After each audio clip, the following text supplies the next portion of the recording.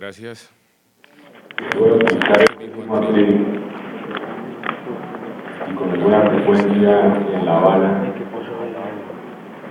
y estando en esa vivencia que tenemos allá, con mucha frecuencia le digo yo al equipo negociador: no abandonar a vuestros jefes, subalternos y compañeros en acción de guerra ni en ninguna otra ocasión. Entonces, aquí estoy, doctor Humberto, utilizando el mismo atril. Un agradecimiento muy especial al señor rector y un saludo a todos los presentes, invitados, profesores, y los estudiantes, alumnos de la Universidad de AFIT, universidad que tiene una grande e importante presencia en la sociedad colombiana.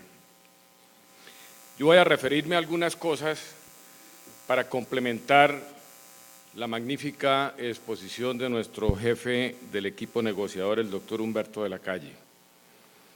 Voy a tratar de hablarles con la mayor sinceridad sobre lo que estamos haciendo, pero también ustedes entenderán que hay algún grado de confidencialidad sobre lo que pasa allá. No porque se estén haciendo o porque se estén ocultando algunas de las acuerdos o actividades, en absoluto, sino porque como un proceso de ese tipo requiere un grado de confidencialidad. El equipo de gobierno tenemos la absoluta claridad de qué estamos haciendo en La Habana. Tenemos claridad también sobre nuestra responsabilidad, la responsabilidad de representar a la sociedad colombiana, al gobierno colombiano, y eso lo tenemos absolutamente claro.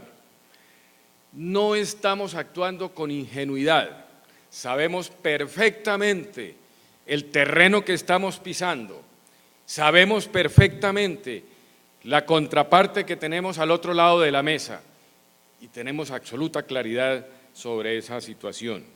Nos hemos preparado, hemos estudiado todos los procesos, hemos analizado las conclusiones de los diferentes procesos, no solamente los que se han realizado aquí en el país, sino los diferentes procesos de fines de conflicto o de paz que se han realizado en el mundo. Para decirles que yo creo que como equipo tenemos un conocimiento importante para estar sentados ahí haciendo lo que estamos haciendo. Pero por otro lado, al frente tenemos el equipo de las FARC, que yo debo decirle que es un equipo compuesto por gente con experiencia, porque la mayoría de los miembros de las FARC que están en la mesa han participado en diferentes procesos. Estuvieron en Caracas, algunos estuvieron en Casa Verde, los otros estuvieron en Caracas, estuvieron en Tlaxcala, estuvieron en el Caguán. Entonces ellos han participado en la mayoría de los procesos en que han estado sentadas las FARC y es un equipo que tiene experiencia, y también yo estoy convencido que ese equipo de las FARC que está sentado en la mesa tiene la representatividad de las FARC como organización. Ahí hay una discusión, si hay unos grupos de las FARC que no están de acuerdo, que están como en una disidencia, en fin, esa es una discusión que se ha dado, pero yo, por la experiencia de estar sentado ahí, por 2 años escuchándolos, creo que tienen la representatividad de lo que es la organización como un todo. Y de hecho, como decía el doctor Humberto, estamos ahí sentados buscando con absoluta claridad llegar al fin del conflicto con las FARC. Y aquí quiero hacer énfasis porque la paz no la vamos a lograr el día que firmemos el documento con las FARC. Ahí no vamos a lograr la paz. Lo que estamos nosotros tratando de lograr en La Habana es llegar al fin del conflicto con las FARC. Y ojalá se dé también el proceso con el ELN. Y estos serán pasos, serán avances que nos van llevando a nosotros a llegar a la paz en Colombia. Pero el propósito nuestro es terminar el conflicto con las FARC. Y hay que tener absoluta claridad que llevamos 50 años en este proceso de guerra y de conflicto en Colombia, donde hemos tenido 2 fuerzas enfrentadas en el campo. Por un lado, nuestras fuerzas militares, como las fuerzas legítimas del Estado, como las fuerzas que tienen la misión de defender la sociedad, y por el otro lado, las FARC como una organización que se levantaron contra el Estado, que están en la ilegalidad y que ese es el enfrentamiento que ha sucedido en el campo de combate durante estos 50 años. Yo quiero hacer énfasis en el momento que estamos viviendo y quiero hacer énfasis que pensemos en el momento que estamos viviendo nosotros de este proceso que se está desarrollando. Yo creo que a este momento llegamos en primera instancia por el anhelo de los colombianos de llegar al fin del conflicto, por ese deseo de que se acabe el conflicto, de que se acabe la guerra. En primera instancia, para mí, ese deseo de los colombianos nos lleva a este momento en que nosotros estamos viviendo. Pero por otro lado, la situación de lo que ha pasado en el campo de combate. Lo cierto es que en el desarrollo de esta guerra y de este conflicto, con la evolución que ha tenido, en este momento hay una ventaja militar del Estado sobre estos grupos armados, indiscutiblemente. Cuando uno hace el análisis de lo que eran los grupos hace 10, 15 años a lo que son hoy en día, la conclusión es absoluta, total. Hay una ventaja militar total del Estado. Así las FARC en sus discursos no lo reconozcan, pero la realidad nos lleva a nosotros a sostener que la ventaja militar en el campo de combate es del Estado en este momento. Pero también para llegar al momento que estamos viviendo hay que analizar la propia situación de las FARC. Y esa situación debe empezar por el punto anterior, por lo que le ha sucedido a ellos en el campo de combate. Una sola indicación, hace unos 8 o 10 años las FARC tenían 20.000 hombres en armas, uniformados y armados, 20.000. Hoy en día creo que no llegan a 7.000 y bien contados, porque la inteligencia militar tiene la forma, a través de todas sus acciones, de saber exactamente la conformación de las FARC. No tienen más de 7.000. Ese solo balance, además de otras cosas que han sucedido, nos demuestran a nosotros lo que ha pasado al interior de la organización de las FARC. Pero también ellos tienen muchos problemas internos. Ellos tienen problemas de liderazgo, tienen problemas de desgaste de la guerra, tienen el problema de la actitud de la población civil cansada, que los rechaza permanentemente, tienen sus problemas de narcotráfico, gente que se les vuela con los dineros, en fin.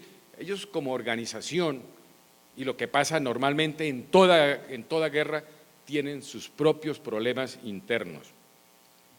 Además, yo creo y estoy convencido que las FARC cambiaron de prioridad. Como producto de muchas circunstancias en estos 50 años de conflicto, las FARC cambiaron de prioridad. Ellos toda la vida sostuvieron la toma del poder por las armas. Y yo estoy convencido, no solamente por lo que ha sido mi vida militar, sino por los 2 años que llevo ahí en la mesa, que ellos abandonaron esa prioridad de la toma del poder por las armas y se convencieron de que el paso, el cambio a la vida política les puede generar algunas aspiraciones que ellos quisieran llegar. Entonces yo estoy convencido que las FARC en este momento cambiaron de prioridad. Y por otro lado, todo lo que ha sucedido políticamente en América Latina, con los países de América del Sur especialmente, donde hay unos gobiernos de izquierda, les están demostrando a ellos que a través de la política pueden lograr algunas cosas que en 50 años de guerra y de conflicto armado nunca lograron. Estas cosas, sumadas a la decisión política del gobernante, del presidente, nos lleva a nosotros a vivir este momento del proceso. Estas circunstancias nos tienen sentados allá en la mesa buscando ese fin del conflicto. Ahora, nosotros como país, Colombia, creo que es el país en el mundo que más experiencia tiene en procesos de paz. Nosotros, mal contados, hemos tenido como 7 procesos de paz. Llevamos muchos años, desde la presidencia del doctor Belisario Betancur, y de ahí todos los presidentes han realizado diferentes procesos de paz. Todos, absolutamente todos, han realizado procesos de paz. Los unos exitosos y los otros fracasados. Con las FARC, los 3 o 4 procesos que adelantamos con las FARC, el de Casa Verde, el de Caracas, el de Tlaxcala, el de Caguán, 4 procesos de paz con las FARC, todos fracasados. No por culpa ni por falta de acción del gobierno, por culpa de las FARC. Fracasaron todos los procesos. Pero desde hace más de 20 o 25 años hemos venido nosotros intentando ponerle el fin al conflicto. Y llegamos al momento actual, al momento presente, donde todas las circunstancias anteriores que les he comentado, creo que nos permite a nosotros pensar que este es el momento, que esta es la oportunidad. Y como en algunas ocasiones le he dicho a las FARC, allá en La Habana, esta es la última oportunidad que tienen. De aquí en adelante no habrá una próxima. Después del Caguán estamos aquí, pero después de esta no habrá otra. Además, en estos procesos hemos utilizado todas las formas. Mire, yo me he puesto a pensar y a estudiar. Nosotros aquí en Colombia hemos hecho procesos en Colombia y por fuera. Hemos hecho procesos con presencia de la comunidad internacional y sin presencia de la comunidad internacional. Hemos hecho procesos con entrega de armas y sin entrega de armas, con dejación de armas, sin dejación de armas, con entrega de territorio, sin entrega de territorio. Hemos ensayado todas las formas posibles. Total de que esto simplemente para decirles que nosotros tenemos una gran experiencia en procesos de paz. Hay una anécdota en un proceso de estos, uno de los grupos que se desarmó y que se desmovilizó, llegó a Cartagena un día, se montó en un buque, se fue a alta mar, botó los fusiles en alta mar y regresó al puerto y listo, ya nosotros dejamos las armas. Y nosotros los colombianos creímos, dejaron las armas, las botaron allá en el mar, ellos. Esto nuevamente para insistirles a ustedes que hemos hecho todos los ensayos posibles con relación a procesos. ¿Cuál es el propósito nuestro de estar allá sentados en La Habana? ¿Cuál es la aspiración nuestra de estar sentados en La Habana? ¿Cuál es nuestra tarea? Voy a decirles en una forma muy esquemática. En primera instancia, que las FARC como movimiento armado desaparezca y se constituya en un movimiento o en un partido político. Esa es la tarea, ese es el objetivo que nosotros tenemos allá. Las FARC como movimiento armado tiene que desaparecer, debe desaparecer y hacer su transformación a un partido político o a un movimiento político. Las FARC tienen que desmovilizarse y tienen que desarmarse. Allá en sus discursos pueden decir muchas cosas, pero lo cierto es que para llegar al proceso de paz, para llegar al fin del conflicto, para que puedan surgir como un movimiento político o como un partido político, tienen que desmovilizarse y tienen que entregar las armas. Y hay otra cosa que también es otra de las tareas que nosotros estamos logrando allá en La Habana, que tenemos que lograr, y es que las FARC abandonen completamente, absolutamente, su teoría del empleo de todas las formas de lucha.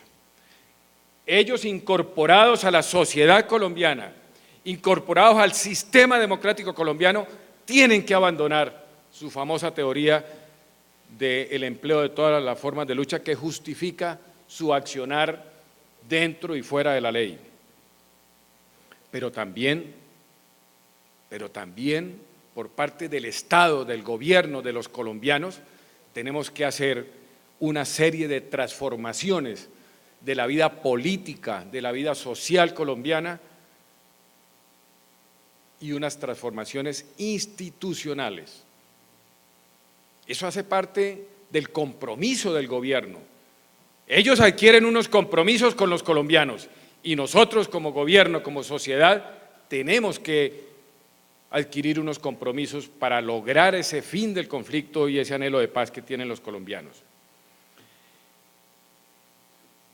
Voy a decir algo en mi condición de militar que me exime de cualquier situación de carácter político, y entonces me voy a meter en camisa de 11 varas con esto que voy a decir aquí. La izquierda en América Latina ha logrado llegar al poder en varios países, especialmente en América del Sur. En Colombia, la izquierda no ha podido llegar al poder. Hay una serie de movimientos, de organizaciones y de partidos. Y se dice por los estudiosos de la política y de la sociedad colombiana que el mayor impedimento para la izquierda colombiana ser un movimiento, un partido político fuerte, con prevalencia en el país, con alguna preponderancia, es la existencia de la guerrilla. La existencia de la guerrilla ha impedido que la izquierda en Colombia haya tenido una mayor preponderancia. Ahora, sin la guerrilla, sin ese movimiento armado que le mete miedo a los colombianos, la situación política será otra en el país. Y esto me lleva a mí a decirle a ustedes, en sus condiciones de estudiantes, de analistas, de estudiosos, que la política en Colombia hacia el futuro tiene que cambiar totalmente, especialmente los partidos políticos. Porque con una izquierda que no tenga ese problema de la presencia de la guerrilla en la vida colombiana y sin unos partidos políticos institucionales fuertes, sólidos, con ideología, con filosofía, que le llegue a los colombianos, que los colombianos se sientan orgullosos de participar o ser parte de este partido o de este otro, la cosa será compleja. Por eso necesitamos tener en Colombia unos partidos políticos muy fuertes, y lo digo yo en mi condición de militar, que lo puedo decir por no ser político. Algo sobre las fuerzas militares. La participación de los militares en los procesos de fin del conflicto o de paz ha sido histórica.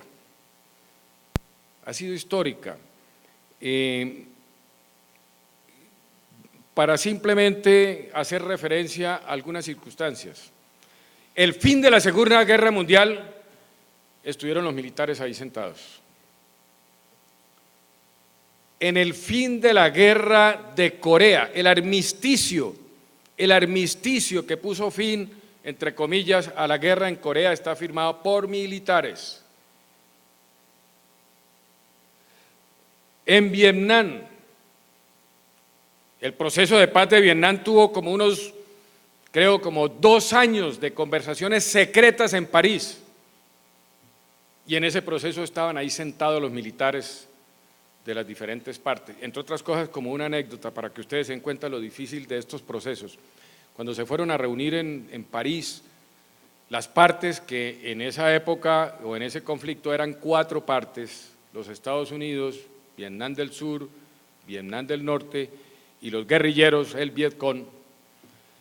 Uno de los primeros problemas que tuvieron era que cuando se dieron cuenta del salón donde se iban a reunir no había sino una sola puerta, y ahí se generó un problema y una discusión que yo no sé cuántos días duró, porque quién entra primero y quién entra de último, y es que el que entra primero tiene prevalencia y el que entra de último es el último. ¿Cómo es la cosa?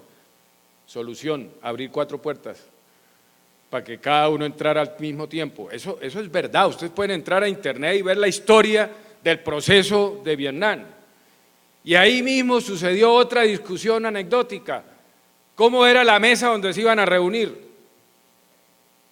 Y entonces allá los vietnamitas dijeron una mesa rectangular, los Estados Unidos dijeron no, es mejor una mesa redonda, terminado, una mesa ovalada. Esto simplemente para comentarles a ustedes los detalles de lo que pasa en un proceso de paz, pero en los procesos ha estado presente los militares. En El Salvador, desde el inicios, desde el comienzo del proceso de El Salvador, los militares en servicio activo estuvieron presentes en el proceso de El Salvador. En Guatemala, los militares en servicio activo estuvieron presentes en el proceso de Guatemala. Ahora se formó una comisión técnica que ya el doctor Humberto de la Calle habló sobre ella. Yo sinceramente, como compañero de los militares que fueron allá, como superior que fui de ellos, pues yo bajo ningún concepto puedo pensar que la ida o el viaje de ellos fue un acto humillante para ellos. Al contrario, ellos son los que se van a sentar ahí y van a tener que decirnos, ellos son un equipo asesor de nosotros y van a sentarse con unos miembros de las FARC a llegar a hablar sobre cómo se van a desmovilizar las FARC, cómo van a entregar las armas las FARC y cuando suceda eso, cómo va a ser el cese bilateral y definitivo del juego, porque ya entregando armas y desmovilizándose, pues no hay guerra. Eso es lo que van a hacer ellos. Ellos no van a hablar ninguna otra cosa. Ellos van a ser una ayuda para nosotros, van a fortalecer la presencia, lo que le corresponde a la mesa. Yo estuve allá en La Habana con ellos, los recibimos en la mesa con todo el equipo y realmente la presencia de ellos es importante, como ha sido importante en la mayoría de los procesos de fin del conflicto. Los militares en servicio activo, desde el comienzo de la mayoría de los procesos, han estado sentados en diferentes procesos del mundo.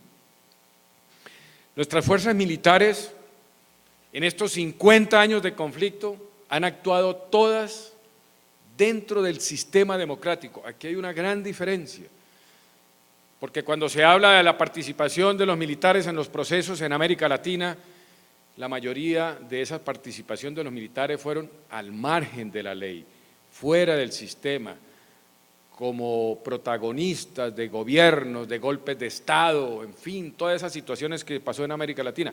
Los militares en Colombia, en estos 50 años de conflicto, hemos estado actuando dentro del sistema democrático, en cumplimiento de las órdenes emanadas por el jefe constitucional de las fuerzas militares, que es el presidente de la República, en estos 50 años. Nunca nuestras fuerzas, nuestros soldados o policías actuaron al margen de la ley.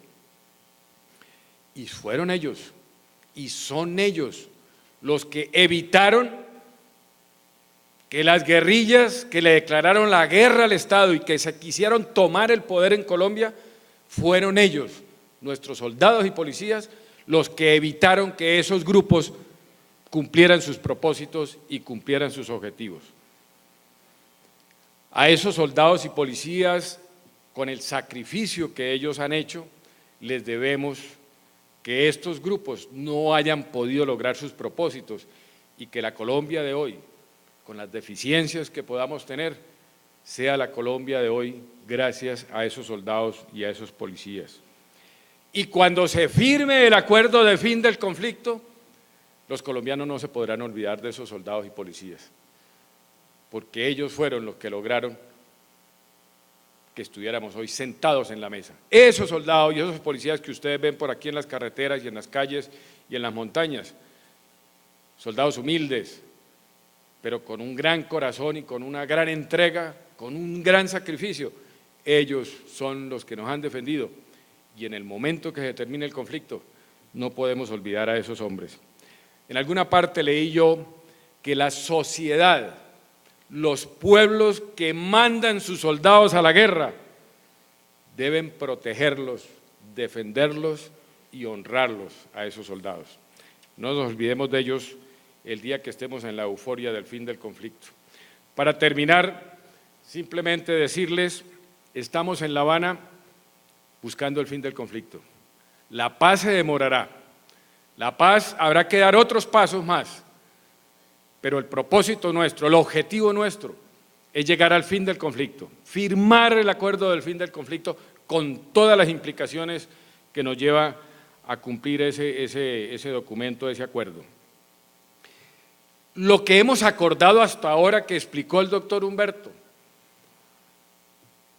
no atenta contra absolutamente nada de nuestro sistema democrático, ni contra el sistema económico del país, ni contra la sociedad, ni contra las instituciones, para nada. Nos hemos cuidado de cada palabra, de cada frase y de cada párrafo. Y en eso somos plenamente conscientes y quiero asegurárselos a ustedes aquí en el día de hoy. Les pido, porque esta es una oportunidad muy especial, les pido confianza hacia el equipo de gobierno que está en La Habana, que estoy seguro que ninguno de nosotros, absolutamente ninguno de nosotros que hacemos parte de ese equipo, queremos que el día de mañana nos digan o nos hagan reclamos y menos queremos nosotros defraudar a los colombianos. Allá estamos, todos los días que estamos sentados en la mesa, pensando en primera instancia, en primer lugar, en Colombia, en la sociedad colombiana, en el sistema democrático colombiano, en la sociedad colombiana. Eso es lo que tenemos nosotros siempre en mente. Y lógicamente lo que les decía anteriormente, las FARC, firmado este acuerdo, las FARC desaparecen como movimiento armado, desaparecen como movimiento armado, se desmovilizan y entregan las armas, a pesar de sus discursos y todas las cosas. Bueno, hasta aquí, mi estimado rector, yo creo que he tratado de hacer un repaso adicionándole a lo que ha dicho nuestro jefe del equipo negociador. Muchas gracias.